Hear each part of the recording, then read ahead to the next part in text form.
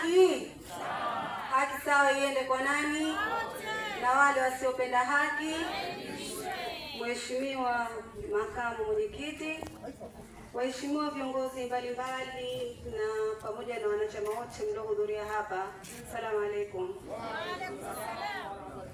Kwanza nianze kwa kumshukuru Mwenyezi Mungu kwa kutujalia kufika tukiwa katika hali ya furaha pamoja na changamoto tulizokutana nazo sisi wengine huko majiani, lakini taswira ya maeneo haya yamefanya tusahau misukosuko yote tuliyokutana nayo huko njiani na ametupa furaha isiyokuwa na kifani. Lakini niwapongeze wanachama wa Chama cha Wananchi CUF kwa muitikio wenu huu. Mmejitokeza kwa wingi. Nina imani kwamba uchaguzi upo na CUF itashiriki, na naamini kwamba tutaona watu wakijitokeza kutangaza nia katika maeneo mbalimbali katika ngazi mbalimbali. Waheshimiwa mpo? Gangari.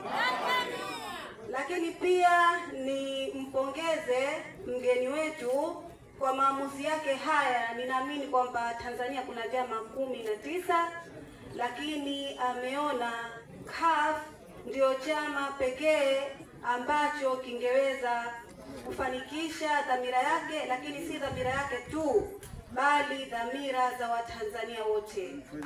Natoa wito kwa Watanzania wote waje katika Chama cha Wananchi CUF. Hichi ndio chama kitakachomkomboa Tanzania. Mtanzania ndio chama pekee kinachotetea haki za wananchi wote, ndio chama pekee kitakachoweza kudai matakwa yale ya wananchi wanayoyataka, ya kuwemo katiba mpya bila ya kususa. Sisi huwa hatususi. Ukipata moja unashika, halafu nadai nyingine. Haki. Asanteni.